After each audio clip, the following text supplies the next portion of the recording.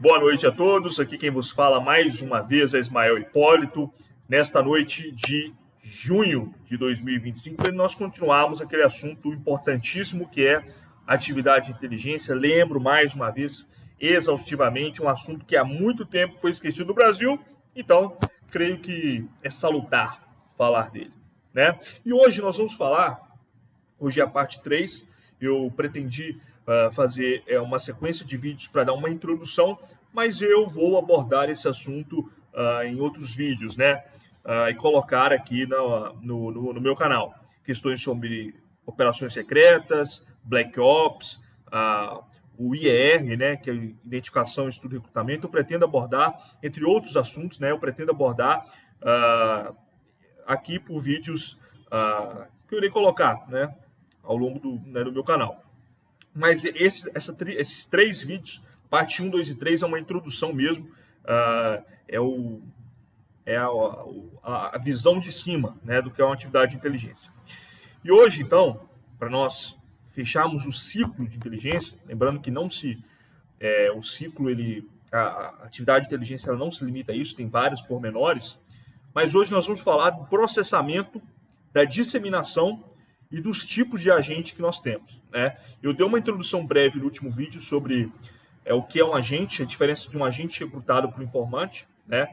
Basicamente, só para recordá-los, o agente recrutado é aquele que aceita se submeter ao controle da organização e conhece o patrocinador, né? Então, hoje nós vamos ver os tipos aqui, tá? Mas então é isso. Então vamos lá. Só para lembrar, então. Nós falamos sobre o ciclo de inteligência, né? Aqui eu estou mostrando para vocês o ciclo de inteligência e de onde nós passamos, né? Então, olha só, nós passamos pelo planejamento de inteligência, pela fase de coleta de dados, pelo processamento, que nós vamos falar agora, né? E interpretação e disseminação, também nós vamos falar aqui, tá? Então, nós estamos agora na última fase do ciclo de inteligência, tá? Então, esse ciclo aqui é bom vocês terem em mente. Eu trouxe no último vídeo, trouxe no primeiro, para nós entendermos como que funciona. Meus caros, processamento de inteligência, basicamente, é o seguinte: eu pegar um dado bruto e transformar esse dado em conhecimento, né? Ou inteligência. Aqui no Brasil, fala-se conhecimento, né? A definição de inteligência aqui no Brasil é produção de conhecimento. Nos Estados Unidos e outras agências estrangeiras, elas têm uma outra abordagem, chama mesmo de inteligência. Então, eu pegar um dado e processar esse dado bruto em inteligência e passar para o poder decisório. É aqui, ó. O processamento, então, é basicamente isso.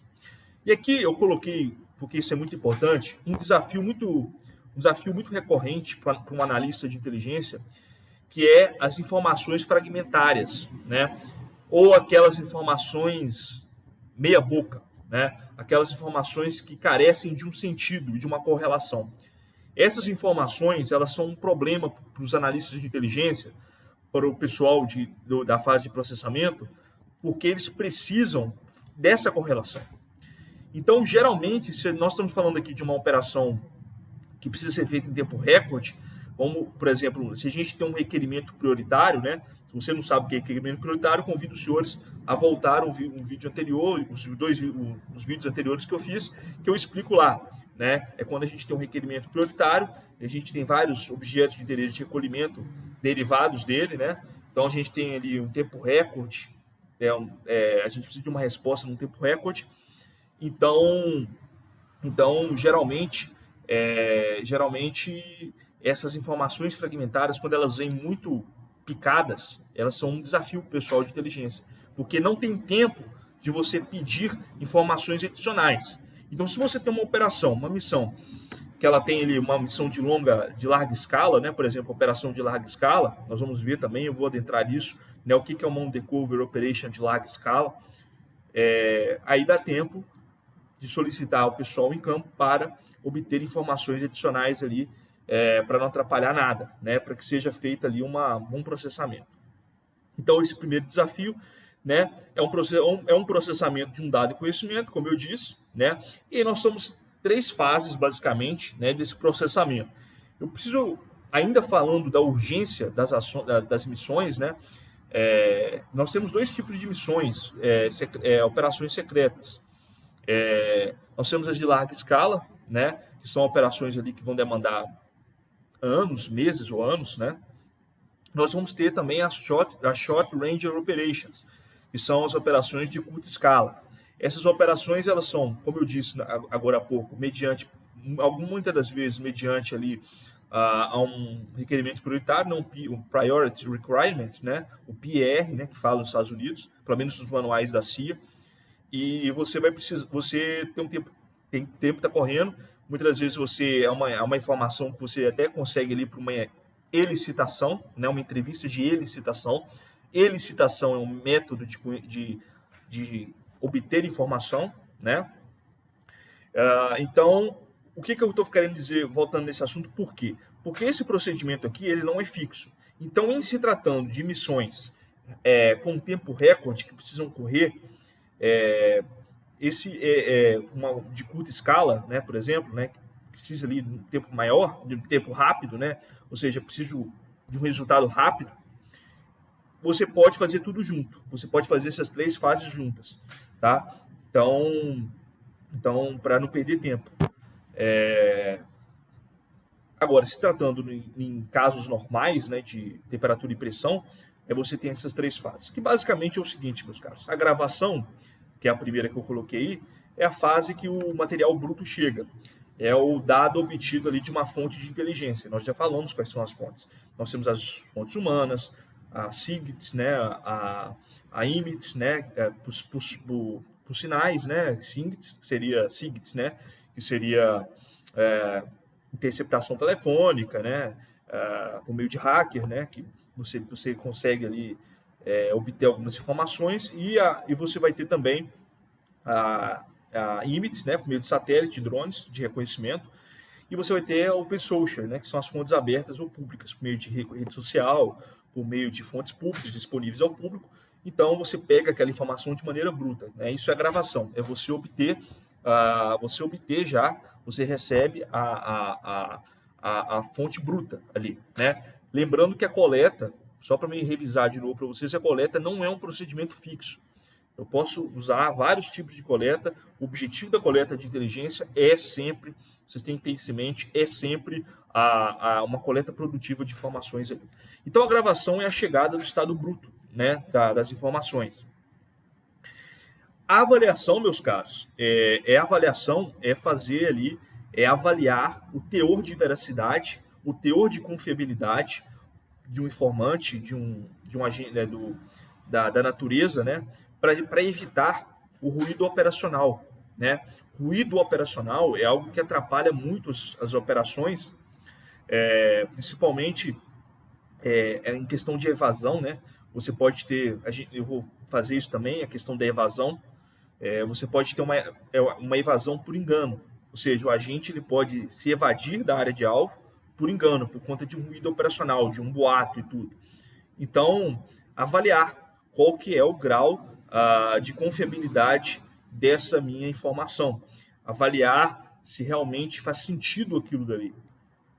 E também, né, uma coisa que acontece nas atividades de inteligência são os informantes casuais. Quem que são os informantes casuais? São os walkers, né, os chamados walkers. É aquele indivíduo que entra em contato com a agência e fala assim, olha, tem um cara aqui suspeito, eu acho que ele é isso e aquilo, então você precisa avaliar a veracidade daquilo, né? Eu falei dos tipos de informante, né, da última vez. Então, a avaliação é essa análise de veracidade. E aí nós vamos ter 2 tipos de análise também. Isso até se expande até para o meio corporativo, né? Que é a análise SWOT e a análise PEST. A análise SWOT, basicamente, é a análise daquele dado, né? Baseado ali visando uma estratégia, né? Você ver possíveis estratégias daquilo dali, né? No que você pode retirar de bom, né? Para você, né? Estratégias, desafios, etc. Né? Análise PEST na verdade, a análise PEST é aquela análise que é baseada em contextos maiores, contextos sociológicos, históricos, políticos, etc. Tá? Então, são esses dois tipos de análise. Análise do que eu posso tirar proveito, né? E do que eu posso ali, e analisando ali o contexto, a questão estrutural da coisa mesmo. A interpretação é óbvia, né? Número 3 aqui, interpretação é óbvia. Eu até coloquei essas análises aqui embaixo, mas já vou falar delas, já falei delas. A interpretação é óbvia, né? A interpretação ela está relacionada ali à conclusão imediata do analista de inteligência, né? O analista ele vai pegar e falar assim, olha, realmente o que o requerimento prioritário, por exemplo, um requerimento prioritário aí um grupo, vamos voltar para aquele exemplo inicial que eu dei. Um grupo de insurgente vai atacar Bagdá, né, em 72 horas. Isso é verdade ou não? O analista de inteligência já vai falar assim, olha, pelas nossas informações vai. Aí quem vai tomar a decisão, conforme nós vamos ver agora, é o poder decisório. Então, com base nas informações que chegaram, o analista ali já dá um parecer, olha, requerimento de urgência procede, ou se não, objeto de interesse de recolhimento procede. Tá bom? Vamos lá, então. A disseminação, meus caros, basicamente, ela é você falar, você dar o briefing, né? Você briefar o poder decisório, né? Você fala assim, olha, nós temos essa informação, agora está com você, né? Você toca o barco, né? Decide. Nossa parte foi feita. Como que é feito isso? É feito por meio, né? Então é a tomada de conhecimento, o conhecimento pelo poder decisório, ele já tem esse conhecimento, né? Isso é feito de duas maneiras, basicamente, que é o briefing, né? Ou seja, contato pessoal. Existem duas coisas, né? O briefing e debriefing. O briefing é antes de uma tomada de decisão, é antes de algo acontecer. O debriefing é depois, né? Isso é muito usado no meio militar.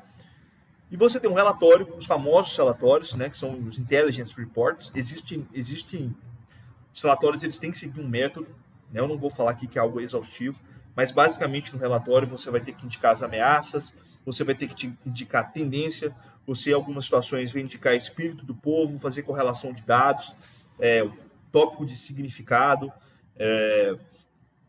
enfim, você vai fazer várias coisas ali dentro de um histórico, etc., né?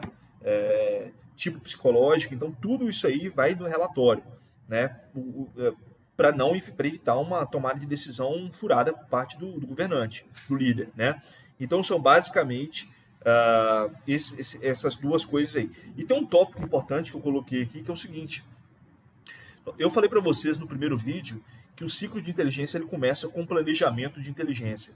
Então, o analista de inteligência, vamos recordar, o analista de inteligência, né, o oficial de inteligência, quando ele toma uma missão, ele recebe uma missão, a primeira coisa que ele tem que fazer é fazer uma estimativa de inteligência. Ele precisa estimar ali a quantidade de inteligência que ele vai precisar, objetivo de interesse de recolhimento, e ele precisa fazer essa estimativa, como eu falei agora.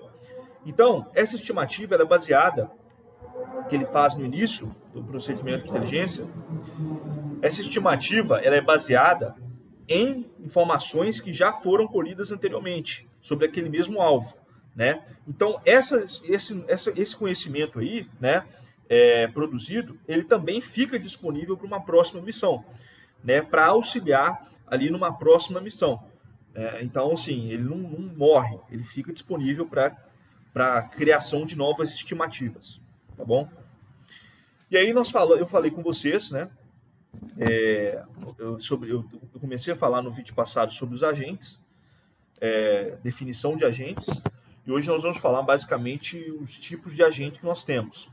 O primeiro agente que nós temos, né, lembrando que um agente recrutado é aquele camarada que aceita o controle do patrocinador, né, da agência, ele aceita o controle e sabe que está participando de uma operação clandestina.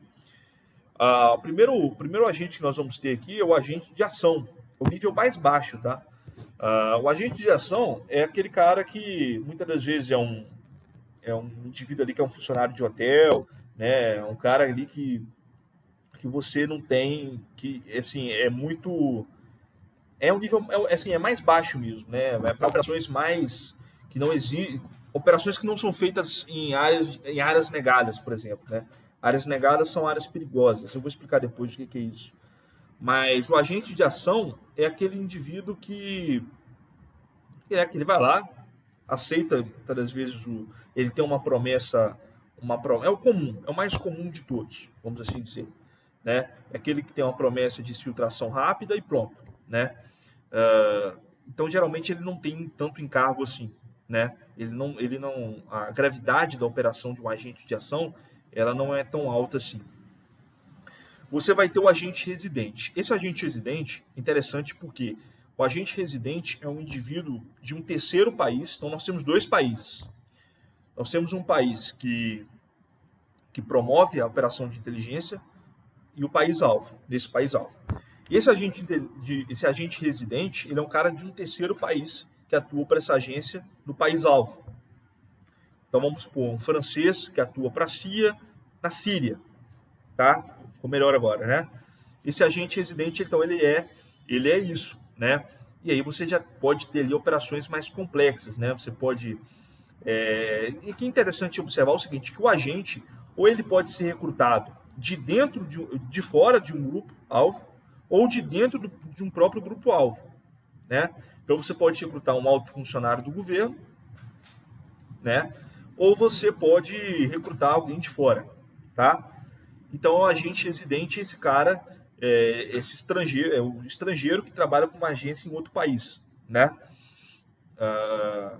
Nós vamos ter também o agente de site. O que é site? Eu preciso explicar para você o seguinte: site são locais, tá? A CIA, eu estudo muitos manuais da CIA, a CIA chama de site, tá?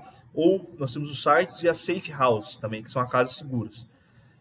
Os sites são os locais. Eu vou explicar como que funciona isso, né? Que você vai ter a safe house, que é a casa segura da CIA, que ela pode servir para várias coisas. Ela pode servir para armazenamento de armamentos, ela pode servir para encontro com contatos, ela pode servir para id site. Id site é o local no caso de evasão, né? E ela pode servir, enfim, para outras coisas. Nunca de maneira padronizada, sempre ali respeitando a fim de manter a cobertura, né? Sempre ali tem que ser a safe house, ela precisa ter uma capacidade de flexibilidade muito alta para manter a cobertura, né?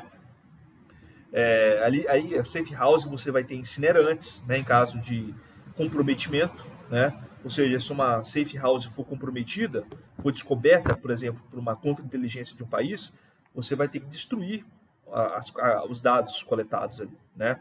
Principalmente se tratando de uma operação secreta, né? Uma cover action, uma undercover operation, enfim. Então, a safe house é isso. Então, agente de site é o agente responsável pelos sites, né? No caso de evasão, você vai ter área de ocultamento, você vai ter área de buraco, né? A área de ocultamento, no caso de uma evasão, ela é o primeiro refúgio, né?